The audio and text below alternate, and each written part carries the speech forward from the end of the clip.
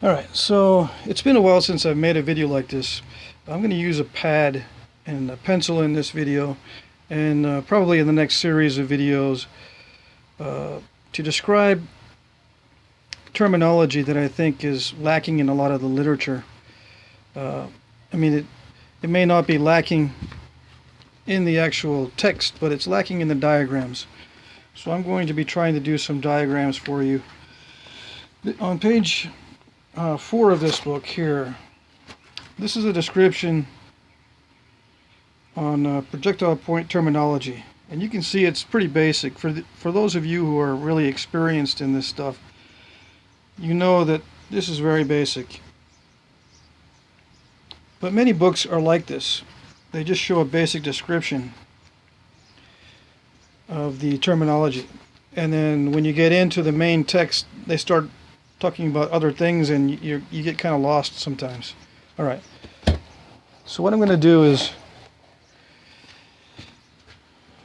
see if I can get this on camera. This is a new phone, obviously a new camera. Try to get it to zoom in. I was having trouble earlier. All right, there it goes. And I got the fan going in the background too. So hopefully I can get this to work.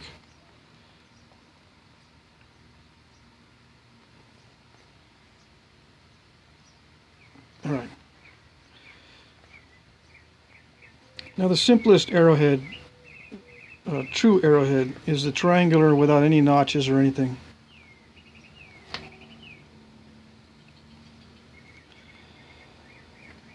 And there are many different ways to haft these arrowheads, and sometimes the terminology will change, or the descriptions of the different parts will change depending on how it's hafted. Okay, it doesn't always happen that way, but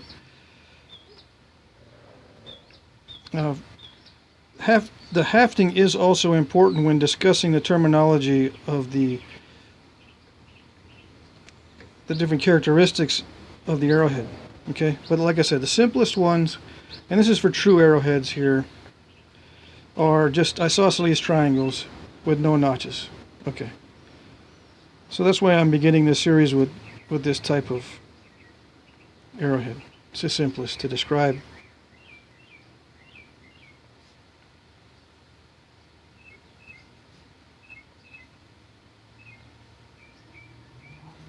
Okay.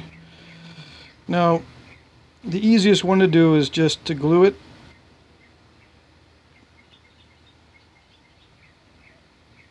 And then wrap the base here with sinew or some sort of wrapping. Okay.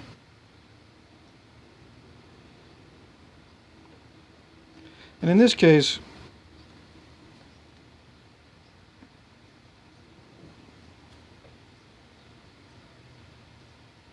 this whole area is the blade, and of course this down here is the stem. I mean the base, I'm sorry.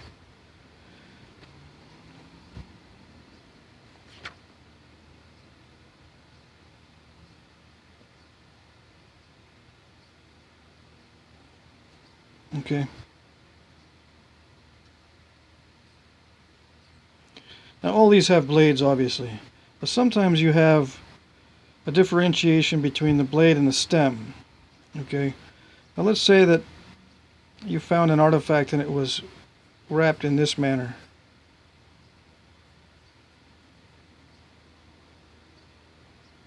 Okay, with sinew covering the top of the shaft. It may also have glue. In this case, you would probably, you don't have to, but you would probably make a distinction between stem and blade. Okay, because I don't know of any cases of arrowheads, true arrowheads, that have a grinding or dulling here in this area where it's wrapped. But it is possible, especially with the older types, the lateral dart points, there is a dulling here, and it's definitely a stem in that case. With true arrowheads, it could be either way. It could be described this way, or it could be just the entire edge is the blade, and it just wrapped on the blade. They'll describe it as being wrapped on the blade instead of wrapped on the stem. Okay. Now most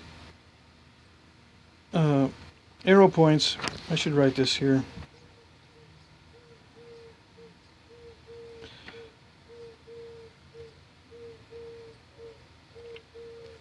True arrowheads, which means they are points for arrows as opposed to lateral darts. Okay, these are points for arrows. The most common that I've seen in the Americas, as far as wrapping and hafting goes, it is glued, and you have wrapping that looks like this.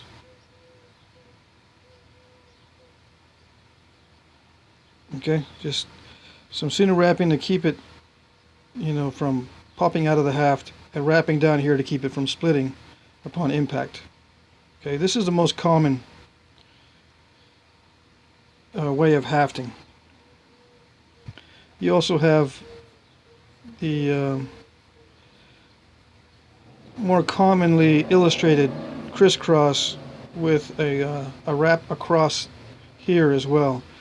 This is not as common. I don't see this as much as I see this one here. Okay, now this wrapping can be high or low. I've also seen where the notch for the arrowhead is very shallow and the wrapping is very low on the blade.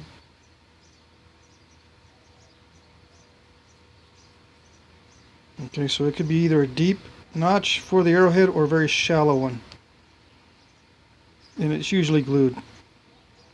Okay, so in this case these are all considered to be blades when there's not much wrapping going on. This is the only time you may have some differentiation between what they call the stem and the blade on this simple isosceles triangle. Okay. The next type would be the notched type, side notch. So for this one here,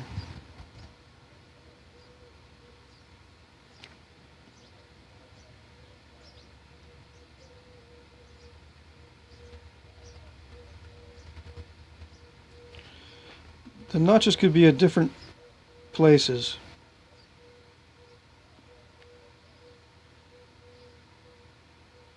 And still be considered a side notch.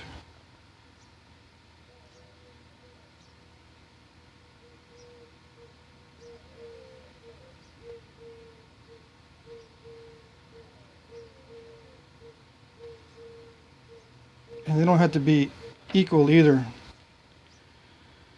Okay, in this case, each one of these technically has a stem. Okay, so below the notches you have the stem.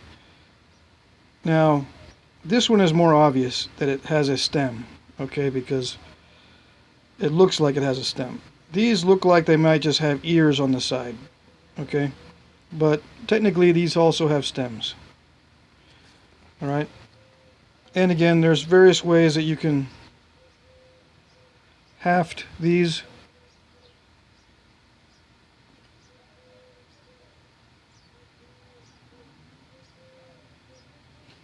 Sometimes it's really important to get the right proportions here.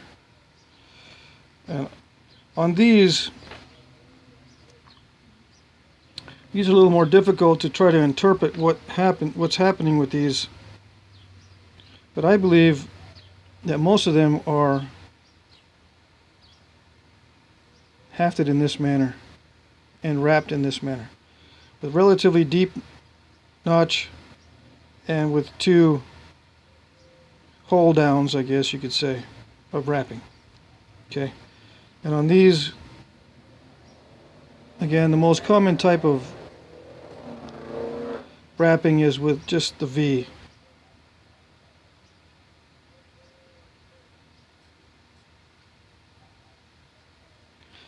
And with multiple notches, sometimes they're notched or deeply serrated on both sides or on one side. Just the bottommost notches are the ones that are used for the hafting. Okay, I've never seen an example where there's wrapping through here as well with a hole down or anything. It's just left open like that. Okay, so in this case, this is definitely a stem. That's definitely the blade, but the other ones are, you know, variable. They may or may not call them stemmed points. They just may be described as side notched and so forth. Okay. Now I'm going to describe this particular type here since it's the most difficult to be precise, or how should I say, it's more difficult to figure out what's going on with this type of arrowhead than with these other two. Okay, so let me go into some detail with this type.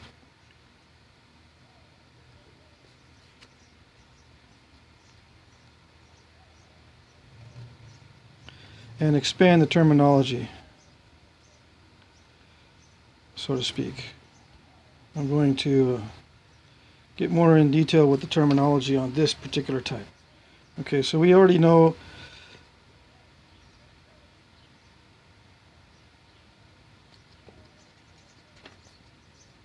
that it's very obvious that there is a blade and a stem,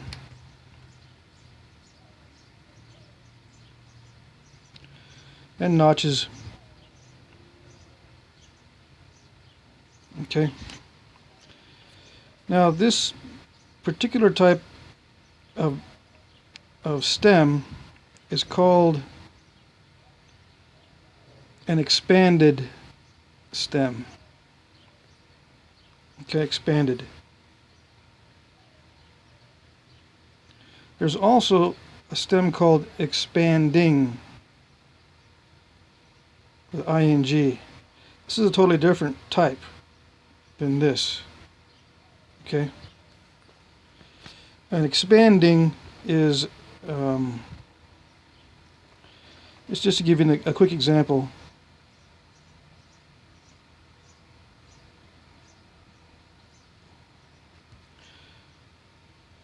So we can get it to focus.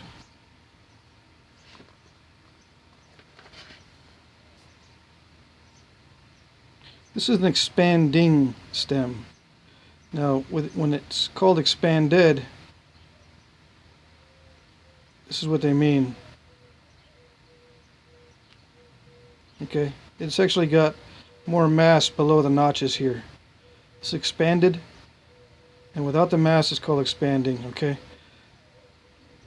So if you see that in the literature, hopefully they're making a differentiation between these two, but most good descriptions will say that this is an expanded stemmed arrow point because it has mass below the notches here on the stem. Okay, that focusing is really bad. All right,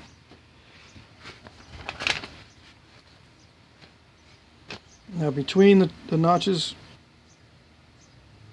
is a neck. Now when the notches are high like this on the blade, the neck is usually narrow, although I have seen where the notches are very shallow.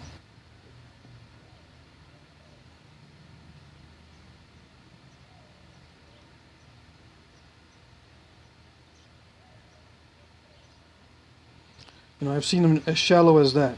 Okay, and you know, again, my guess would be that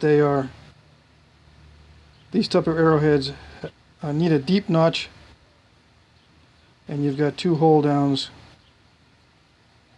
and you've got some glue. Sorry about the focusing there.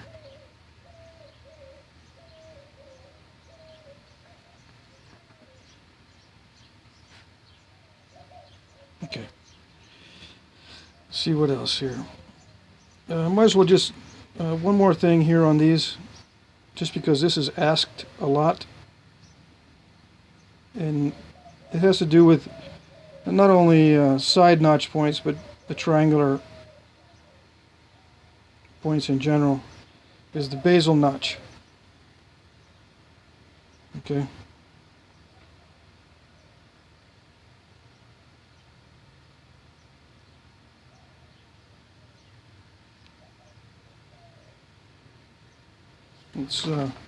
Let's zoom in a little bit so I can add some terminology to this. Well, in most of the literature, the bottom of this is called the terminus. The bottom of these notches is called the terminus.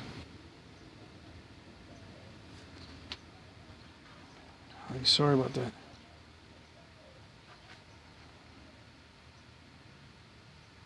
Okay, terminus.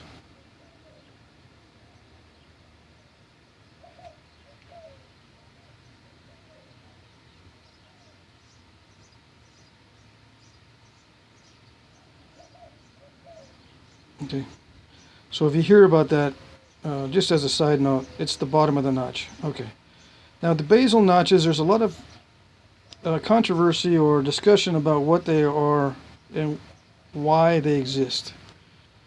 Okay, one reason is that it's a carryover from previous older points that had a basal notch. All right, a lot of these arrowheads developed from atlatl dart points. Now, some atlatl dart points had basal notches.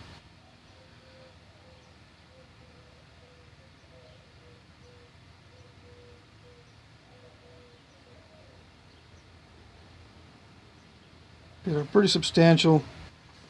Okay, a lot of times this was done to help in the hafting, so you wouldn't have to create such a deep notch, because the end of the shaft or foreshaft wouldn't have to be notched as deeply, and you would just wrap. This would be an atlatl dart point. Okay, and then when they changed over to bow and arrow, they kept a little notch in there just out of tradition. Okay, that's one explanation. They really didn't make it easier to haft, not in this way. You know what I mean? Because you still had to pretty much create a deep notch, because the width of these notches here is usually not as great as the width of the arrowhead notch on these atlatl dart points. Okay, see how this notch here is the same measurement across as the foreshaft. All right, this is very common for the arrowhead notch to be as wide as the shaft. Okay, but on many of these, that's not the case. There is also the argument that well, there is also many cases where this notch is wide, so that you can make this argument. But on the ones that have very narrow basal notches, it's difficult to understand why they did that. All right, one of them might be tradition. They just kind of kept it and made it narrow. Another explanation that I think is also reasonable. It doesn't have anything to do with tradition. It has to do with thinning.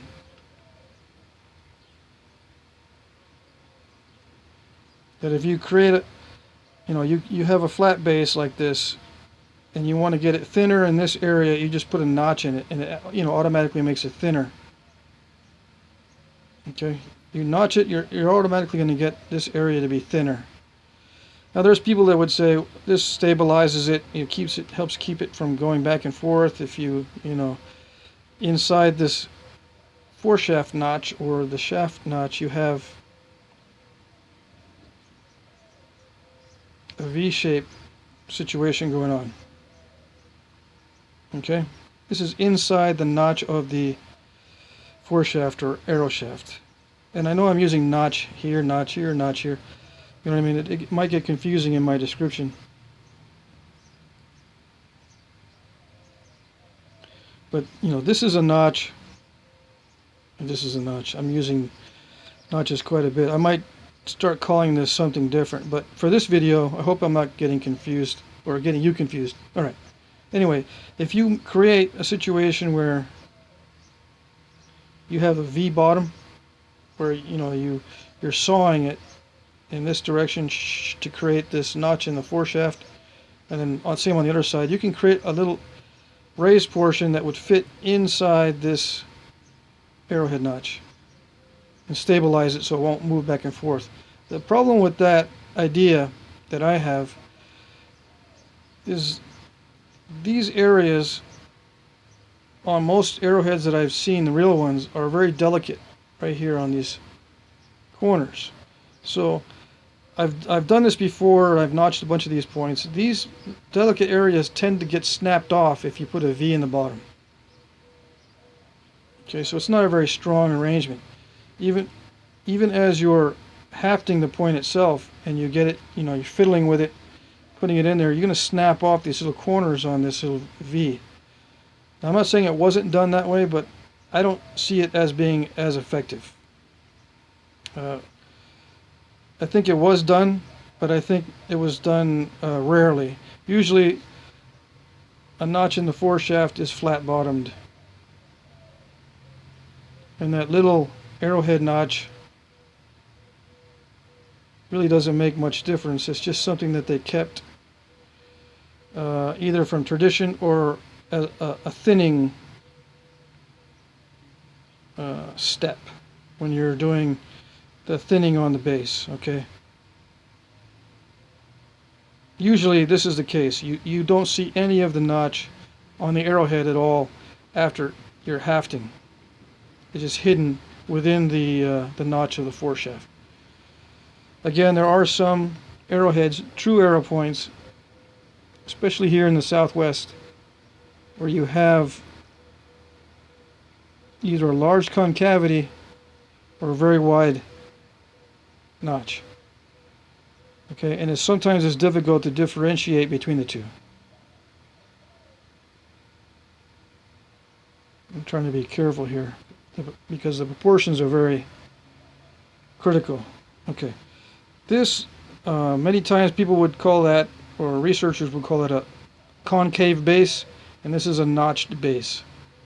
And I think the distinction, a good distinction, would be to compare it to the width of the foreshaft or arrow shaft. All right, if the distance across is equal to or less than the width of the foreshaft, it's called a notch. If it's greater than the width of the foreshaft, it's called a concavity. Okay, or a concave base.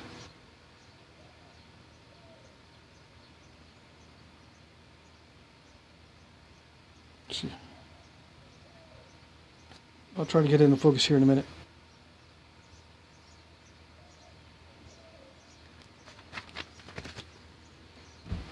Okay. So I think it needs to be studied in conjunction with the hafting. The terminology should be studied in conjunction with hafting, because I think it makes a difference, especially in this case where I make a distinction here. If this concavity is wider than the width of the foreshaft, I call it a concave base and not a notched base. If it's equal to or less than the distance across, I call it a notched base. Okay. So it's getting to be about 20 minutes, 24 minutes. I'm going to upload this video and see how it works. I know a lot of it was out of focus. I apologize for that. But the videos in this series will be of this type. Okay.